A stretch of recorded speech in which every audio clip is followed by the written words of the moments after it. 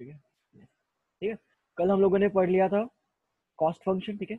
Cost function में short run में देखा था हम लोगों ने total, fix, variable, okay, semi variable, stage step, सारे के सारे कंसेप्ट अच्छे से पढ़ लिए थे, ठीक है, लिख लिया था। अभी ना देखो हमने 3 कंसेप्ट पढ़े, ठीक है, total cost, fix cost, okay, और वेरिएबल कॉस्ट, ठीक है ना। लेकिन ये हम लोगों ने ना ये वाला जो कंसेप्ट पढ़े, ये हमने पूरी इंडस्ट्री या फिर पूरी कंपनी के बारे में पढ़े, ठीक है, मतलब टोटल आउटपुट के बारे में पढ़ा था। इतना याद रखो कि हम लोगों ने ये जो भी पढ़ा, total cost, fix cost, variable cost, तो हम लोग ये टोटल आउटपुट के लिए पढ़ा कि भैया अगर हम लोगों को 1000 यूनिट्स का प्रोडक्शन करना होगा, ठीक है, 1000 यूनिट्स का प्रोडक्शन करना होगा, तो हम लोगों को टोटल कॉस्ट इतना लगेगा। और टोटल कॉस्ट में हम लोगों के फैक्टर्स कौन से आएंगे, एक फिक्स फैक्टर आएगा और एक वेरिएबल फैक्टर्स आएंगे, ठीक है। Suppose for example fix cost हम लोगों को लगा 15,000 का रेंट, ओके, और वेरिएबल कॉस्ट हम लोगों को लगा 1,00,000 रुपए का, ठीक है, सब उसमें लेबर वगैरह सब मिला के, तो हमारा जो टोटल कॉस्ट होता है वो 1,15,000, ठीक है। तो ये 1,15,000 1000 यूनिट्स के लिए है, ठीक है, नॉट फॉर जस्ट 1 यूनिट, ये है 1000 यूनिट्स के लिए। तो हम लोगों को अगर 1 यूनिट के लिए निकालना होगा तो हम कैसे निकालेंगे, तो वहां पे कंसेप्ट है भैया हमारे एवरेज कॉस्ट के, average fix cost, okay, average variable cost, और है भैया एवरेज टोटल कॉस्ट।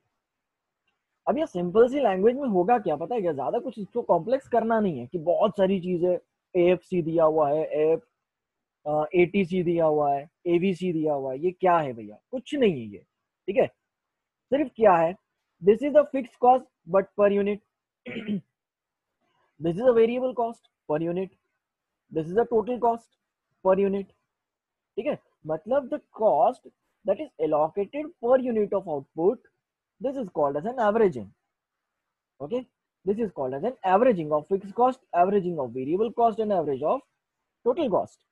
अगर हम लोगों को फिक्स कॉस्ट निकालना होगा, एवरेज फिक्स कॉस्ट निकालना होगा, तो हम लोग कैसे निकालेंगे भैया, देखो एवरेज फिक्स कॉस्ट, ठीक है। सो अभी कंपोनेंट हम लोगों को किसका लेना है, फिक्स कॉस्ट का लेना है, तो हम क्या करेंगे यहाँ पे 15,000, ठीक है, 15,000 कितना आउटपुट है टोटल, हमारा टोटल आउटपुट तो 1000 रुपए, 1000 यूनिट्स का है। सो हमारा जो एवरेज फिक्स कॉस्ट होगा that is the per unit cost of production, वो भी कौन सा cost, per unit fix cost, वो होगा हमारा 50 रुपीज का, ठीक है। उसके बाद हम लोग जब एवरेज वेरिएबल कॉस्ट निकालेंगे, ठीक है, बहुत अच्छे से ध्यान दो, एवरेज वेरिएबल कॉस्ट निकालेंगे, तो एवरेज वेरिएबल कॉस्ट क्या होगा कि भैया ये जो हमारा टोटल वेरिएबल कॉस्ट है, ठीक है, divided by number of units that is 1000, मतलब 1,50,000, कितना था, 1 मिनट, 1,00,000, ठीक है, 1,00,000, ठीक है, डिवाइडेड बाय 1000, तो हमारा टोटल वेरिएबल कॉस्ट कितना है, सॉरी हमारा per unit variable cost that is to say that average variable cost कितना आएगा, ₹100, ठीक है। और अगर टोटल कॉस्ट में वेरिएबल और फिक्स कंपोनेंट दोनों ऐड होते हैं, दोनों सम अप होते हैं, ये हमने ग्राफ में से देख लिया था, ठीक है, ये ग्राफ हम लोगों का उसका ही था ना कि ये जो टोटल कॉस्ट है, ठीक है, ये जो टोटल कॉस्ट है इसमें दोनों कंपोनेंट्स आते हैं, ठीक है। अगर सपोज मैं बोलूंगा अगर मुझे यहाँ पे प्रोड्यूस करना है, ठीक है, प्रोडक्शन अगर यहाँ पे करना है, ठीक है, लेट्स टेक एन एग्जांपल कि हम लोग प्रोडक्शन यहाँ पे कर रहे हैं, ठीक है।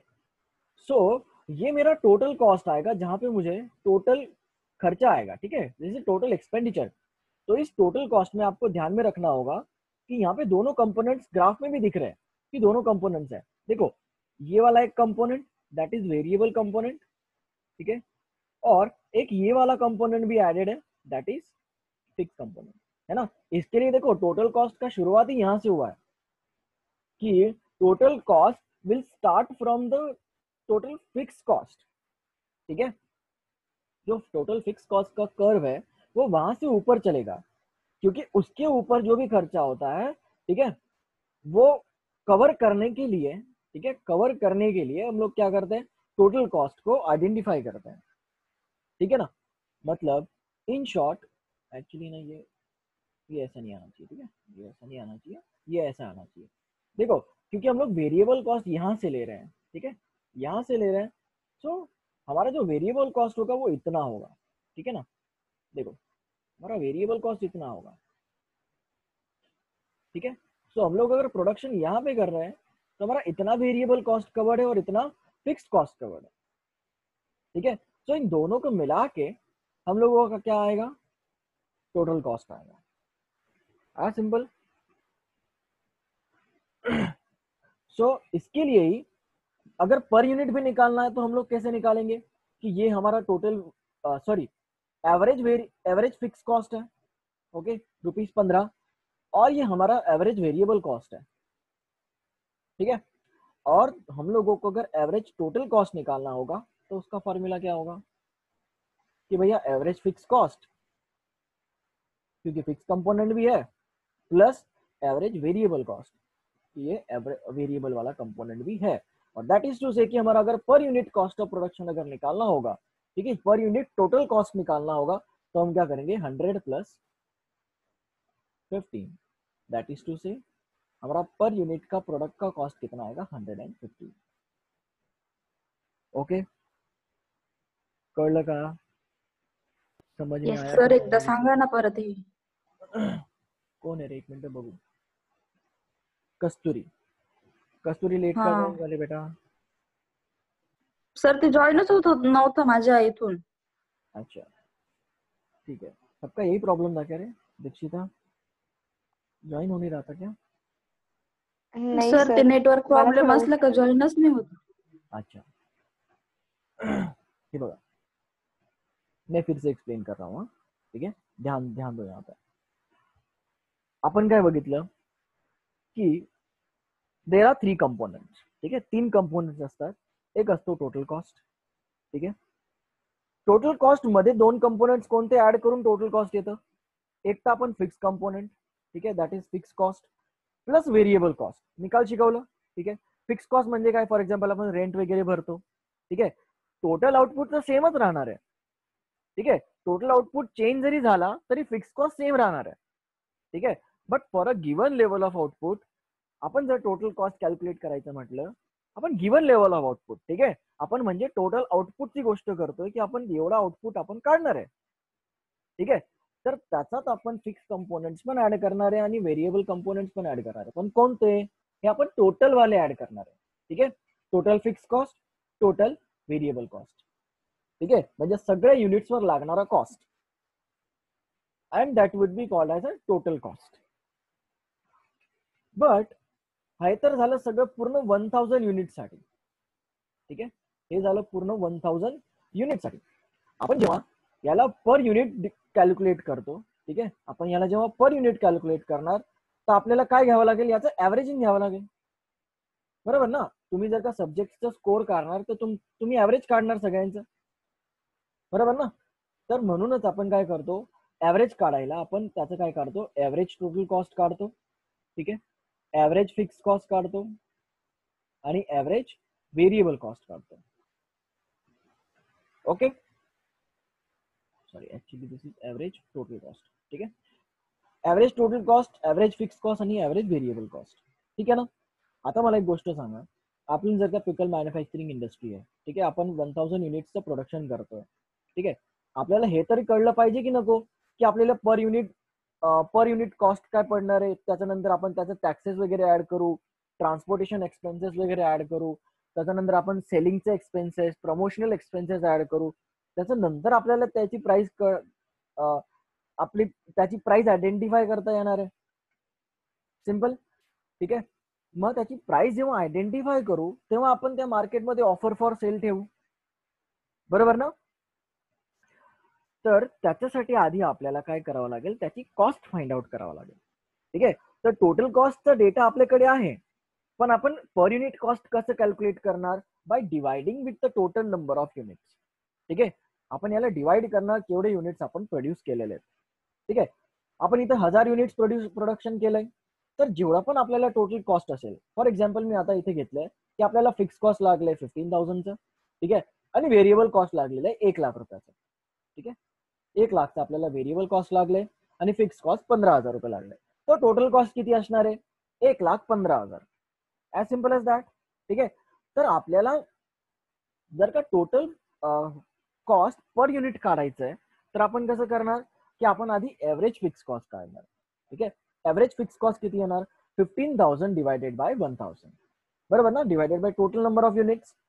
मग त्याच्यानंतर आपण काढणार एव्हरेज व्हेरिएबल कॉस्ट. ठीक आहे. एव्हरेज व्हेरिएबल कॉस्ट कसं काढणार? 1,00,000 divided by 1,000 that is to say 100 rupees. मग आपण जेव्हा average fixed cost plus average variable cost करणार, जे मी इथं दाखवलेलं आहे, ठीक आहे, तेव्हा आपल्याला भेटणार एव्हरेज टोटल कॉस्ट भेटणार. आपल्याला काय भेटणार? Average total cost. एकदम सिंपल. ठीक आहे. आता कळलंय? कस्तुरी? Yes sir. ठीक आहे. सुमित कळले का? हो सर. ओके. तो आगे जो मैं पढ़ाने वाला हूँ बस आपको यही इसी कंसेप्ट पे पढ़ना है. ठीक है. फिर और इसके अलावा जो कंसेप्ट होगा मैं आपको वो पढ़ाऊंगा. इसके अलावा जो होगा वो सब हम लोग देखेंगे. ठीक है. हम लोग लिख भी लेंगे आज. Yes. Short run total cost. ठीक है. ये हम लोगों ने ये यहाँ तक लिख लिया था कि टोटल कॉस्ट में टोटल फिक्स कॉस्ट भी आता है, टोटल वेरिएबल कॉस्ट भी आता है. ठीक है. Straight line. Okay. No problem. The total variable cost rises upwards, indicating that the output increases. Total variable cost increases. हाँ, हम लोगों ने ये वाला पैराग्राफ शायद से छोड़ दिया था, वो फटाफट पढ़ते हैं. ठीक है. In the diagram above, ठीक है, ये वाली diagram. In the diagram above, the total fixed cost curve. अभी हम लोग टोटल ले रहे हैं. Okay. Is horizontal straight line parallel to x-axis as the total remains the fixed for the whole range of output. Correct है ना? हम लोग अगर इतना आउटपुट मैक्सिमम आउटपुट निकालने वाले तो जितना भी रेंज में आउटपुट निकालने वाले उतने रेंज के लिए फिक्स कॉस्ट तो फिक्स ही रहेगा. ठीक है. ऐसे होगा कि हम लोग एक फैक्ट्री में प्रोडक्शन कर रहे हैं और 2 फैक्ट्री का रेंट भर रहे हैं, ऐसे कभी होगा तो नहीं. ठीक है. So from this curve starts from the point on the Y axis remains thereby that the fixed cost will be incurred even if the output is zero. हम कुछ भी प्रोडक्शन नहीं करें तो भी हमारा मेंटेनेंस या फिर जो रेंट है वो आने वाला है. ठीक है. हम लोग पूरा फुल कैपेसिटी में भी प्रोड्यूस कर रहे हैं तो भी हमारा फिक्स कॉस्ट आने वाला है. ठीक है. अच्छा मुझे एक बात बताओ. ठीक है. एकदम लॉजिकल सेंस में लगाओ. अभी इमेजिन करके लगाओ कि अगर देखो मैंने अगर प्रोडक्शन बढ़ाया. ठीक है. ठीक है. ये देखो अगर फॉर एग्जांपल मैं 100 यूनिट्स का प्रोडक्शन कर रहा था. ठीक है. तो मेरा टोटल फिक्स कॉस्ट इतना लग रहा था. Let's take an example. Total fix cost लग रहा था 1500 का. ओके. 1500 का. लेकिन व्हाट इफ क्या होगा अगर मैंने प्रोडक्शन बढ़ाया तो मेरा एवरेज फिक्स कॉस्ट पे क्या फर्क पड़ेगा? कोई बता सकता है? अगर भैया सपोज मैंने मेरा प्रोडक्शन बढ़ाया 100 से मैंने 150 यूनिट कर दिया तो मेरा एवरेज फिक्स कॉस्ट पे कुछ फर्क पड़ेगा क्या? लगाओ लॉजिक थोड़ा सा. नहीं सर. क्यों नहीं पड़ेगा? नहीं. क्योंकि वो फिक्स है. क्योंकि वो फिक्स रहेगा ना. Okay. Any other answer?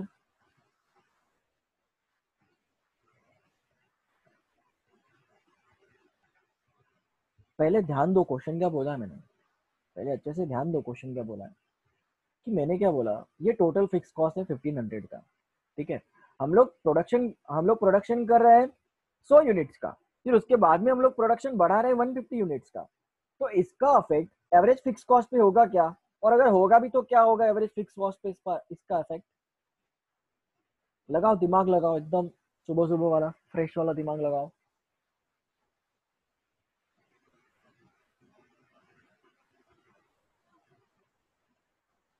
Yes. दीक्षिता, तेजस,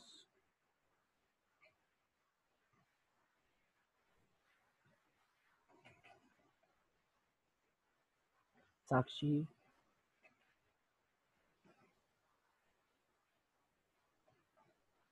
काय फरक पडणार का एवरेज फिक्स कॉस्ट वर? देखो. अच्छा ठीक है नो प्रॉब्लम. नहीं आया तो भी ठीक है. देखो मुझे एक बात बताओ. हम लोग है ना प्रोडक्शन कर रहे थे 100 यूनिट्स का. ठीक है ना. तो भैया हमारा टोटल फिक्स कॉस्ट, हम लोग एवरेज फिक्स कॉस्ट का फॉर्मूला क्या है कि हमारा total fix cost that is 1500. ठीक है. Divided by number of units produce. मतलब यहाँ पे हम लोग प्रोडक्शन कर रहे थे 100 यूनिट्स का, तो हमारा एवरेज फिक्स कॉस्ट कितना आता? 15 रुपए का, ठीक है ना? ठीक है, ये दिस इज क्लियर। लेकिन व्हाट इफ अगर हम लोग 150 यूनिट्स का प्रोडक्शन कर रहे हैं, तो इसका मतलब क्या? 1500 डिवाइडेड बाय 150, ठीक है? 150 वन जा 150, 150 वन जा 150, ओके? मतलब जहां पे हम लोगों को 15 रुपीज का टोटल एवरेज फिक्स कॉस्ट लग रहा था, वहां पे हमको 10 रुपीज का एवरेज फिक्स कॉस्ट लग रहा है ना? आएगा समझ में? हाँ हाँ हाँ, हाँ, समझा सर। तो इससे हम लोग देखो ज्यादा प्रोडक्शन करके हमारा एवरेज फिक्स कॉस्ट कम कर सकते हैं ना, भले ये ओवरऑल फिक्स लगता हो, यस लेकिन पर यूनिट तो हम लोग इसको कम कर सकते हैं ना, जिससे हमारे प्राइसिंग में भी फर्क पड़ेगा, कॉम्पिटिटिव प्राइसेस भी मिलेंगे, अफोर्डेबल भी होगा कस्टमर, ठीक है? सो प्रोडक्शन ऑप्टिमाइजेशन हम लोगों ने क्यों सीखा, अभी समझा क्या कि हम लोगों को हमारा प्रोडक्शन ऑप्टिमाइज क्यों करना है, ठीक है? और एवरेज वेरिएबल कॉस्ट का भी सेम होगा ना। अगर हम लोगों को वेरिएबल कॉस्ट सपोज 1 लाख रुपए का लग रहा था 1000 यूनिट्स के लिए, ठीक है? व्हाट इफ हम लोगों ने अगर 2000 यूनिट्स का प्रोडक्शन किया, तो क्या होगा? नहीं ना सर, एवरेज वेरिएबल कॉस्ट तो बढ़ती जाएगी ना आउटपुट बढ़ने से। वेरी गुड, यही एक्सपेक्ट कर रहा था मैं, ठीक है? क्योंकि देखो variable cost changes with the output, ठीक है? तो अगर टोटल वेरिएबल कॉस्ट अगर इंक्रीज हो रहा है, तो ऑब्वियसली एवरेज वेरिएबल कॉस्ट भी क्या होगा?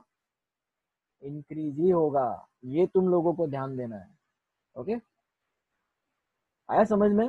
क्योंकि देखो हम लोग क्या करते हैं, मुझे एक बात बताओ, अगर आप लोगों ने ज्यादा प्रोडक्शन किया तो आपको ज्यादा रॉ मटेरियल लगेगा ना, ज्यादा प्रोडक्शन किया तो आप लोगों को ज्यादा लेबर लगेगा, ठीक है? ज्यादा ट्रांसपोर्टेशन कॉस्ट लगेगा, तो ऑब्वियसली हमारा वेरिएबल कॉस्ट बढ़ने वाला है, ठीक है?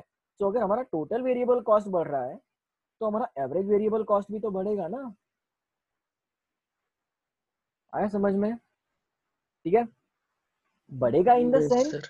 देखो बढ़ेगा इन द सेंस वो कम भी हो सकता है, ठीक है? डिपेंडिंग अपॉन द फैक्टर्स वो कम भी हो सकता है। अभी कैसे केस में कम होगा, देखो हम लोग यहाँ पे टोटल वेरिएबल कॉस्ट एग्जांपल लेते हैं कि टोटल वेरिएबल कॉस्ट 1 लाख का लग रहा था, ठीक है ना? 1 लाख रुपए का टोटल वेरिएबल कॉस्ट लग रहा था और हम लोगों ने 1000 यूनिट्स का प्रोडक्शन किया था, ठीक है? सो हमारा यहाँ पे कॉस्ट आ रहा था 100 रुपए का वेरिएबल कॉस्ट आ रहा था, ठीक है? एवरेज वेरिएबल कॉस्ट हमारा पर यूनिट का 100 रुपए का आ रहा था, ठीक है?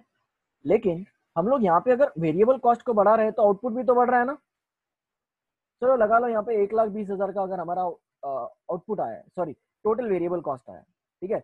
और हमारा आउटपुट 2000 का हो गया या फिर 1500 का हो गया, ठीक है? 1500, चलो निकालो 1,20,000 डिवाइडेड बाय 1500 निकालो, कितना होता है? वेट में ही कैलकुलेट करना। 80 सर 80। ठीक है, 80 आएगा। सो 80 रुपीज आ रहा है, ठीक है?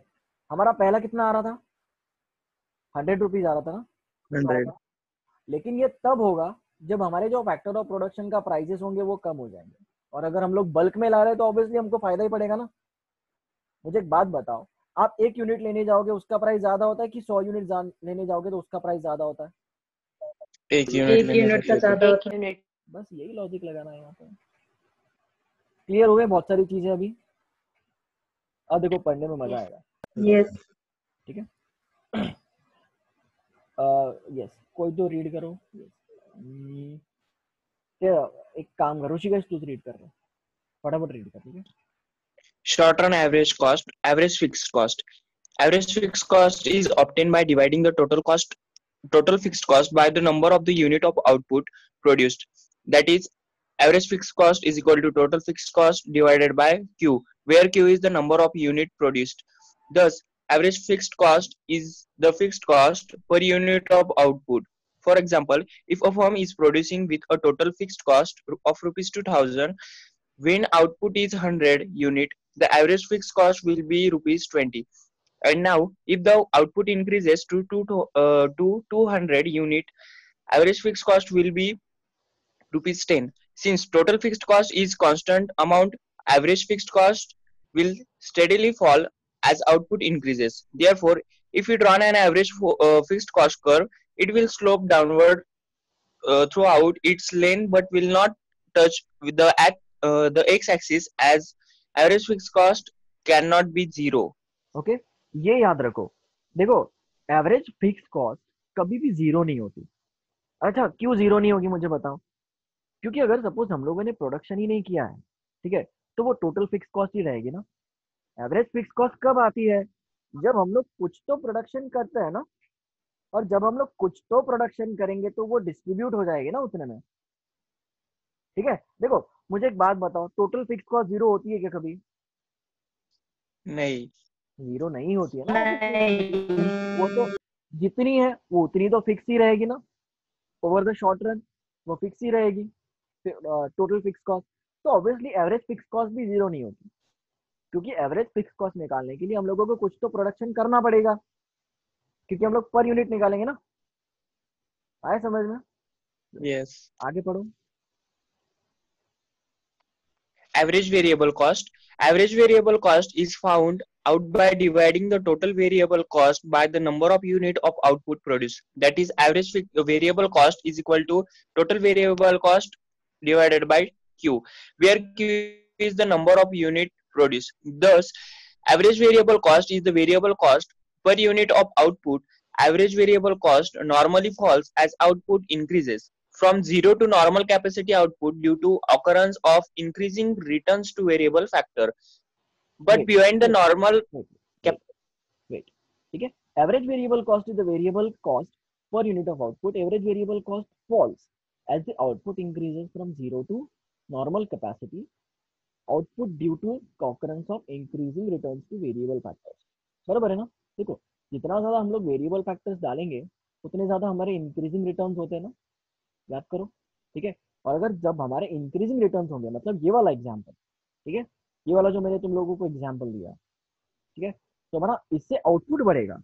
हमारा जिस रेट से हमने इंक्रीजिंग रिटर्न्स क्या देखा था कि भैया जिस रेट से हमारा वेरिएबल कॉस्ट इंक्रीज हो रहा है उससे ज्यादा, देखो दोनों इंक्रीज तो हो रहे हैं, लेकिन उससे ज्यादा रेट से हमारा आउटपुट इंक्रीज हो रहा है।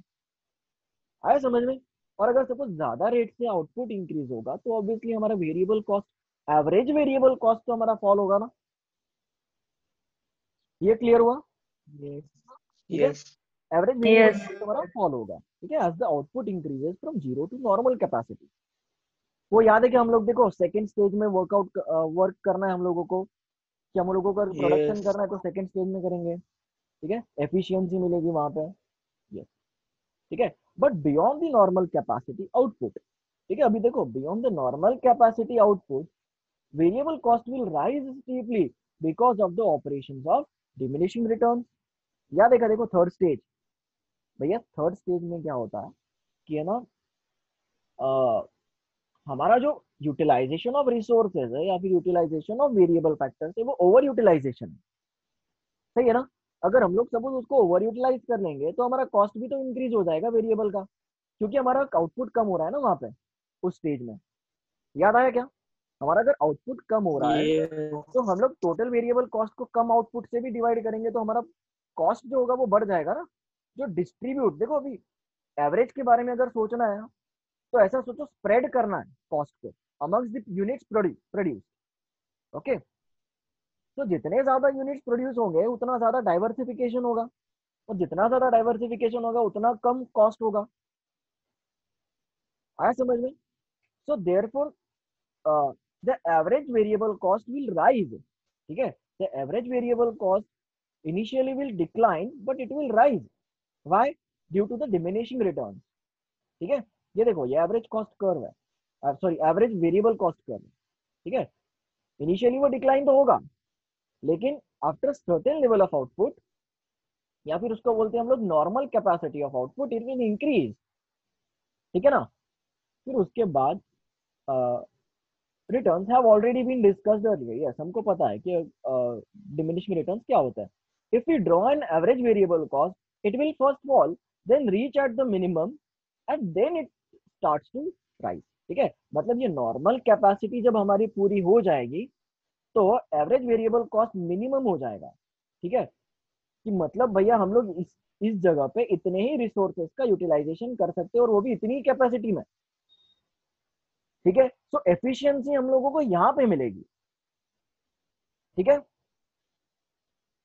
ना। एवरेज टोटल कॉस्ट, अभी हम लोगों ने एवरेज फिक्स कॉस्ट देखा, ठीक है। एवरेज फिक्स कॉस्ट कैसे था कि पहले वो डिक्लाइन होता है, ठीक है, बहुत स्पीड से डिक्लाइन होता है, वो डिक्लाइन होते ही जाता है। क्यों? क्योंकि हमारा प्रोडक्शन इंक्रीज होते जा रहा है और हमारा फिक्स कॉस्ट क्या है, फिक्स है, ठीक है। ये डिक्लाइन क्यों हो रहा है, अब समझ में आया तुम लोगों को ये डिक्लाइन क्यों हो रहा है? क्योंकि देखो, एक चीज अगर हमारी फिक्स है और उसको हम लोग डिस्ट्रीब्यूट करते जाए करते जाए करते जाए, वो कम होते जाता है ना। सपोज तुम लोग पहले 5 लोग थे, एक पिज्जा मंगाया, ठीक है ना, तो ज्यादा ज्यादा आएगा ना। ये पूरा पिज्जा है, इसके हम लोग 5 टुकड़े करें तो ज्यादा आएगा ना, 1 2 3 4 5, ठीक है। लेकिन व्हाट इफ अगर तुम लोग 10 लोग हो गए तो पिज्जा ज्यादा आएगा कि कम आएगा? कम आएगा। कम आएगा ना भैया। क्यों? क्यों कम आएगा? क्योंकि पिज्जा का साइज उतना ही है, अगर बड़ा साइज का मंगाने का तो ज्यादा पैसे देना पड़ेगा। आया क्या समझ में? पिज्जा से Yes. कंपेयर करना है, Yes. ठीक है। यस।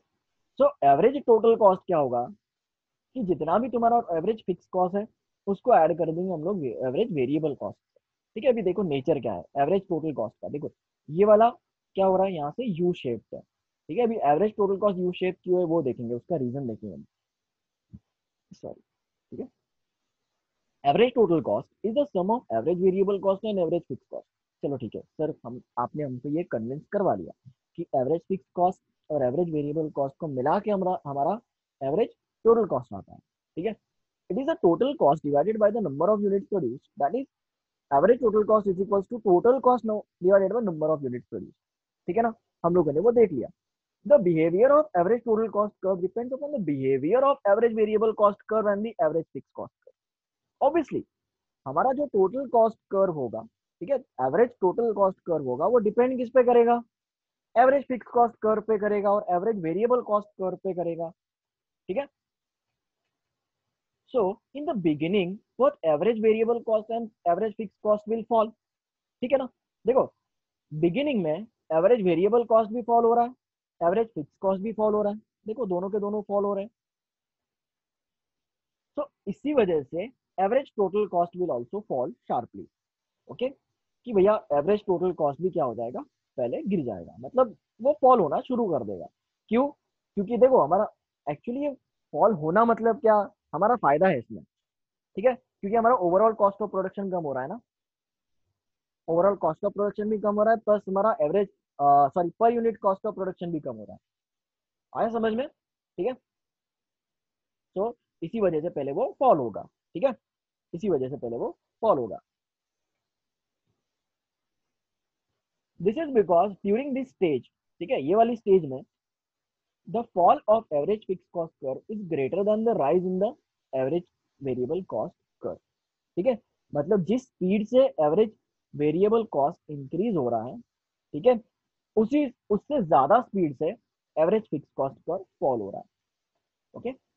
जिस स्पीड से एवरेज वेरिएबल कॉस्ट इंक्रीज हो रहा है, ठीक है, देखो क्योंकि वो पहले डिक्लाइन करता है वो, ठीक है, लेकिन उसके बाद जो इंक्रीज हो रहा है जिस स्पीड से, ठीक है, उससे उससे ज्यादा स्पीड से ये एवरेज वेरिएबल कॉस्ट फॉल हो रही है, ठीक है। देखो इसका स्लोप देखो, ये धीरे धीरे स्लो ऊपर जा रहा है, लेकिन ये खपकन खा लिए थे, ठीक है, अपन अपने भाषा में बोलते हैं ना, खपकन खा लिए थे, तो ये एकदम फास्ट नीचे आ रहा है, ठीक है। तो but as the output increases further, ठीक है, अभी देखो हम लोग हमारा आउटपुट इंक्रीज कर रहे हैं, तो there is a sharp rise in the average variable cost, क्योंकि ऑब्वियसली देखो हम लोग आउटपुट इंक्रीज करें तो हमारा वेरिएबल कॉस्ट भी इंक्रीज हो रहा है ना, तो हम लोगों का वेरिएबल कॉस्ट इंक्रीज होगा, which is more which more than offset the falls in average fix cost, ठीक है। तो जो स्पीड से फिक्स कॉस्ट फॉल हो रहा है उससे ज्यादा स्पीड से एवरेज वेरिएबल कॉस्ट बढ़ रहा है, ठीक है। Therefore average total cost will also first fall and then it minimum and then it rises, okay, क्योंकि there is a rise in the average variable cost। फिर से एक्सप्लेन करूं,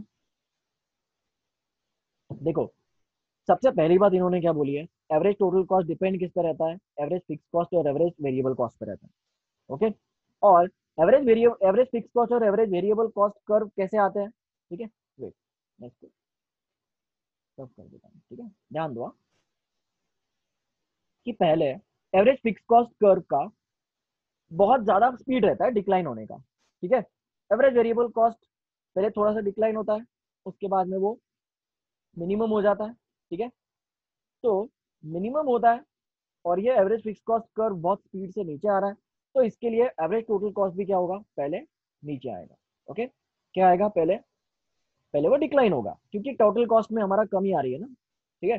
सो मैं ये बोल पाऊंगा कि हमारा जो प्रोडक्शन है, जो एवरेज टोटल कॉस्ट होना चाहिए वो ये होना चाहिए, ठीक है। अभी वो मार्जिन कॉस्ट पड़ा नहीं है लेकिन ये होना चाहिए, ठीक है। तो जहां पे हमारा क्या होगा कि एवरेज टोटल कॉस्ट ये मिनिमम है, ठीक है ना, हमारा एवरेज टोटल कॉस्ट मिनिमम है।